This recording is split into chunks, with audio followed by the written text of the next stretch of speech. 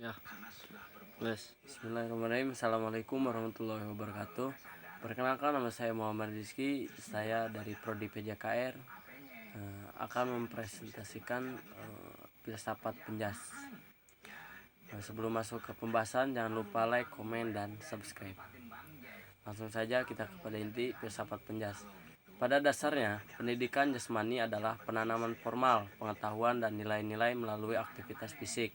Definisi yang lebih luas dari pendidikan jasmani akan mencakup instruksi dalam pengembangan dan perawatan tubuh, dari latihan kalistenik sederhana sehingga pelatihan kebersihan, senam, dan kinerja dan manajemen perbaikan atletik. Salah satu subdisiplin ilmu pendidikan jasmani dan olahraga adalah filsafat.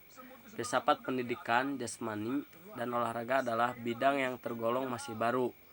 Para ahli dan pendidikan jasmani dan olahraga berkolaborasi dengan para ahli filsafat yang terkait bidang keilmuan pendidikan jasmani dan olahraga untuk menganalisis seperti olahraga, gerak manusia, play and game dari perspektif filosofis.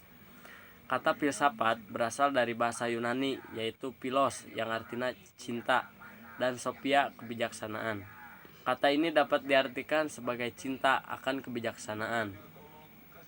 Filsafat bermula di Yunani lebih dari 2500 tahun yang lalu. Kata aslinya berarti pengetahuan atau cinta kebijaksanaan.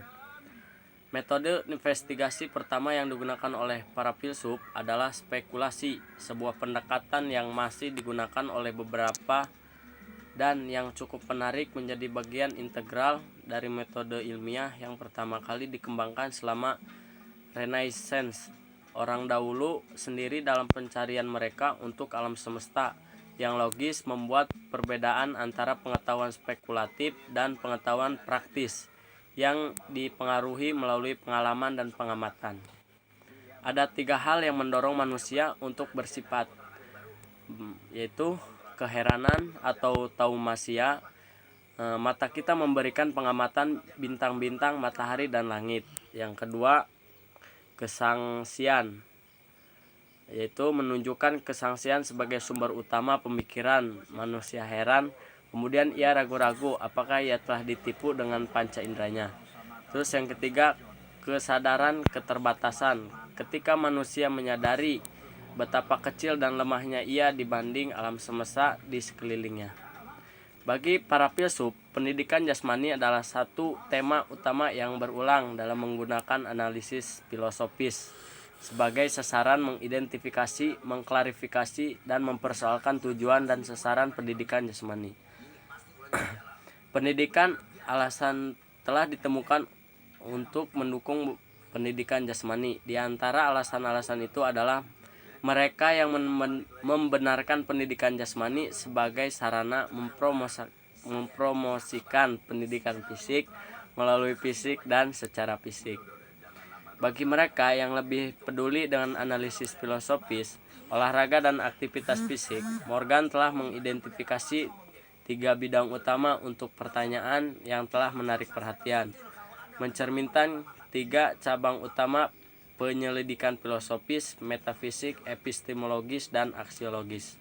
Yang pertama ada ontologi atau metafisika umum, yaitu cabang filsafat ilmu yang membicarakan tentang hakikat ilmu pengetahuan.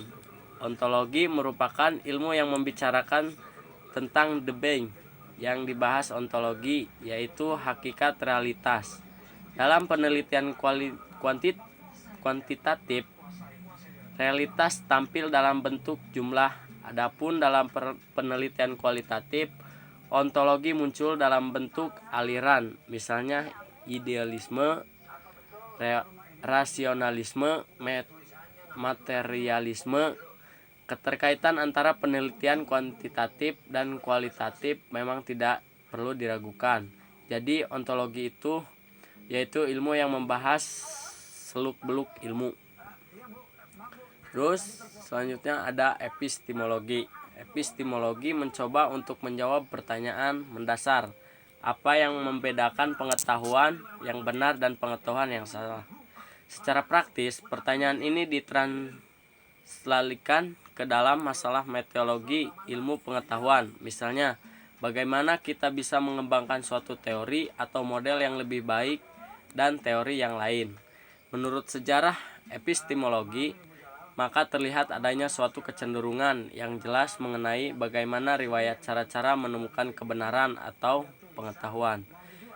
Kendatipun riwayat dimaksud memperlihatkan adanya banyak kekacauan perspektif yang posisinya bertentangan. Misalnya, teori pertama pengetahuan dititik beratkan pada keabsolutannya dan karakter yang permanen. Adapun teori berikutnya menaruh penekanannya pada kerealitivitasan atau situation, keadaan. Selanjutnya ada aksiologi. Aksiologi yaitu cabang filsafat yang mempelajari tentang nilai secara umum. Sebagai landasan umum, aksiologi mempertanyakan untuk pengetahuan yang berupa ilmu untuk digunakan. Bagaimana kaitan antara cara penggunaan itu dan kaidah moral? Bagaimana penentuan yang ditelaah berdasarkan pilihan moral? Bagaimana kaitan cara teknik prosedural yang merupakan operasionalisasi metode ilmiah dan norma-norma moral atau profesional.